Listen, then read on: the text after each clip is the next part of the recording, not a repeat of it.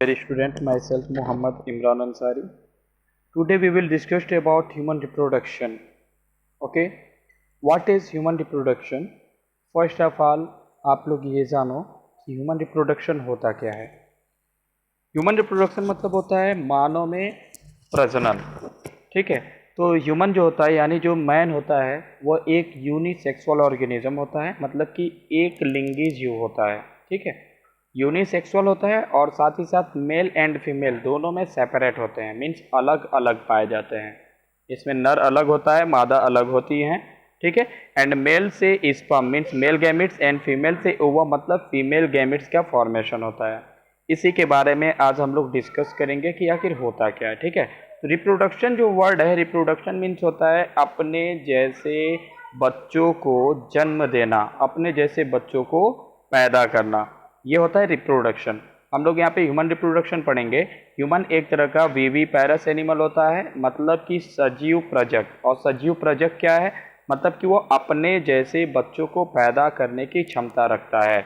एक होता है ओवी पैरस। ओवी पैरस का मतलब होता है अंड प्रजक, जो अपने बॉडी से अंडे को देते हैं। ठीक है ना, उनको ओवी पैरस कहेंगे। बच्चों यहाँ पे आप देख सकते हो रिप्रोडक्शन क्या है।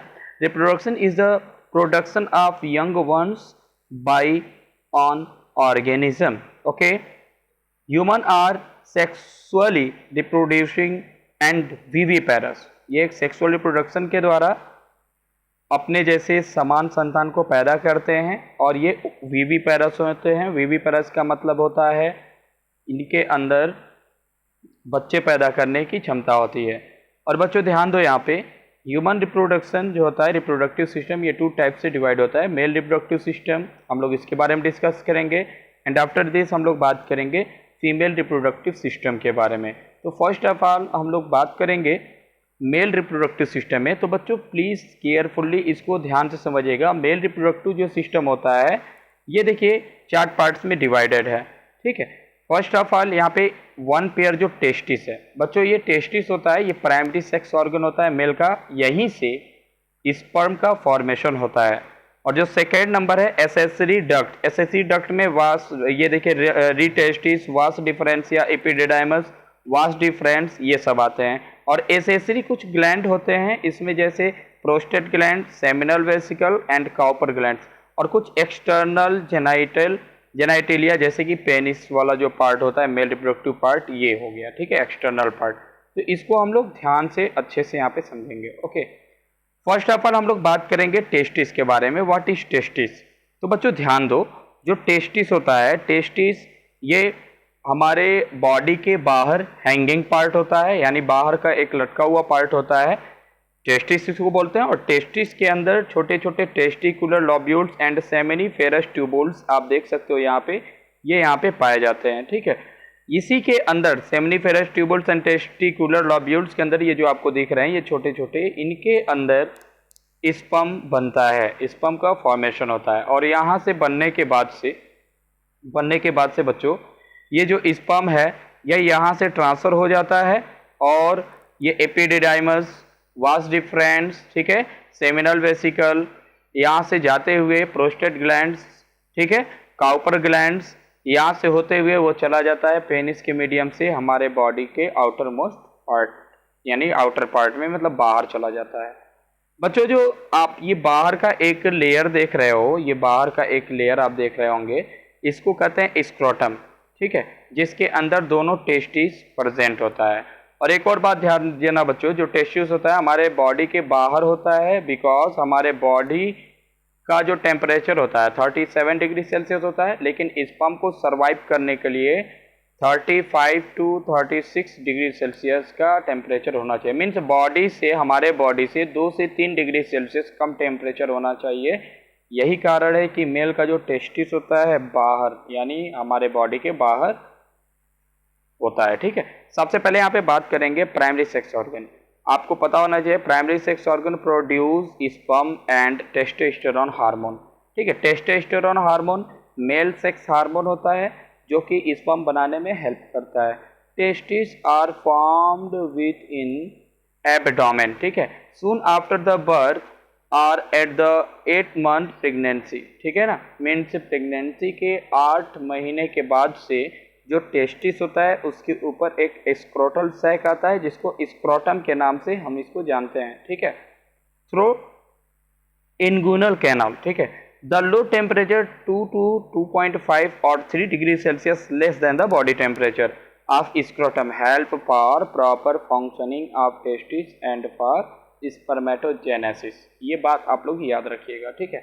उसके बाद से फिर देखेंगे बच्चों, यहाँ पे हम लोग यहाँ पर ध्यान से समझिए, each testis is oval in shape, ठीक है, सभी टेस्टिस जो होते हैं वो ओवल मीन्स अंडा के जैसे होते हैं, अंडाकार होते हैं। लेंथ होता है टेस्टिस का 4 to 5 सेंटीमीटर एंड जो विड्थ होता है यानी इसकी जो चौड़ाई होती है 2 से 3 centimetre. Each testis has about 250 testicular lobules and each lobules contain 1 to 3 coiled like seminiferous tubules।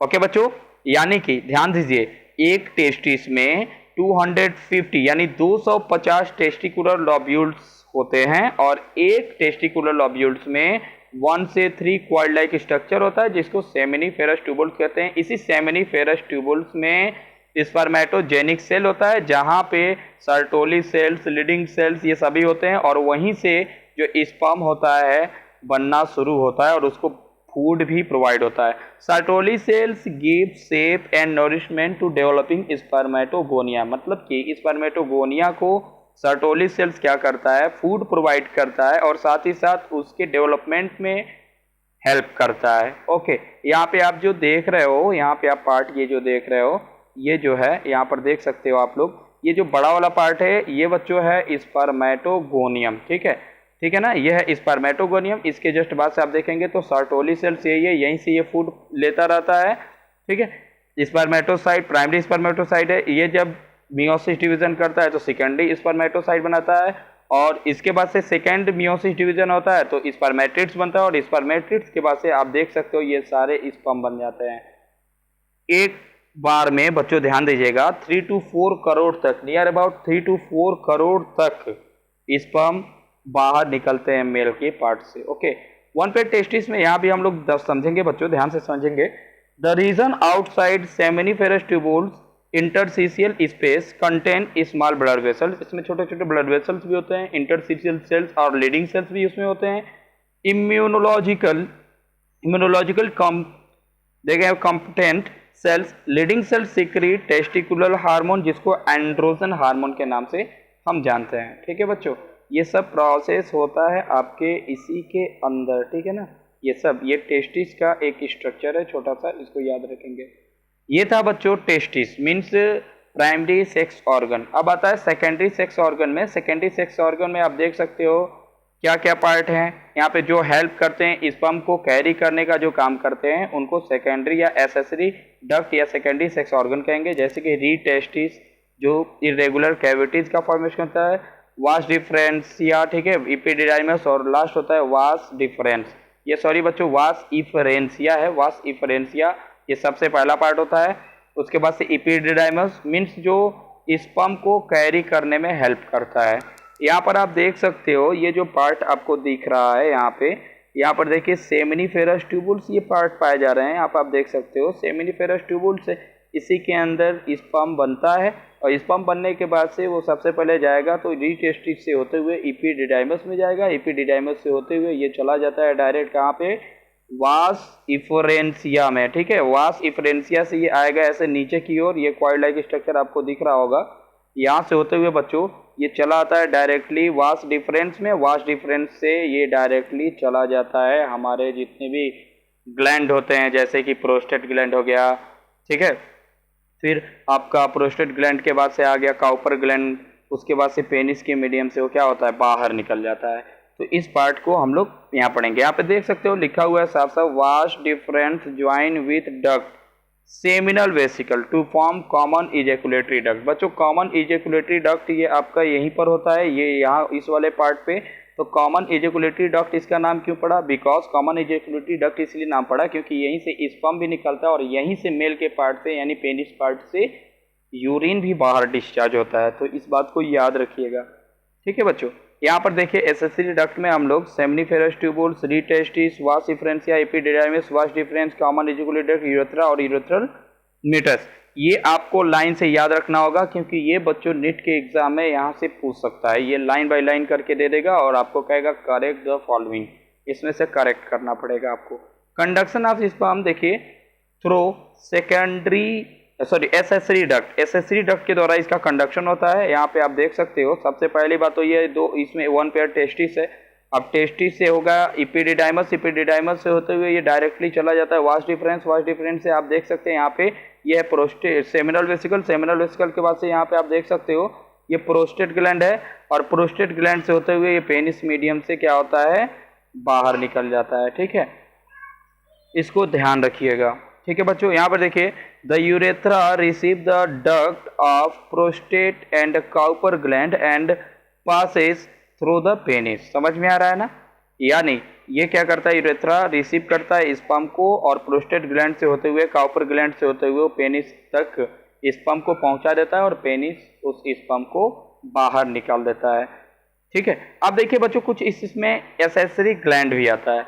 तो एसेसरी ग्लैंड क्या होता है, तो एसेसरी ग्लैंड ध्यान दीजिएगा, ऐसे ग्लैंड जो स्पर्म को न्यूरिशमेंट करने में हेल्प करते हैं, उनको बनाने में हेल्प करते हैं, समझ में, उनके फॉर्मेशन में हेल्प करते हैं, ये सभी ग्लैंड एसेसरी ग्लैंड कहलाते हैं।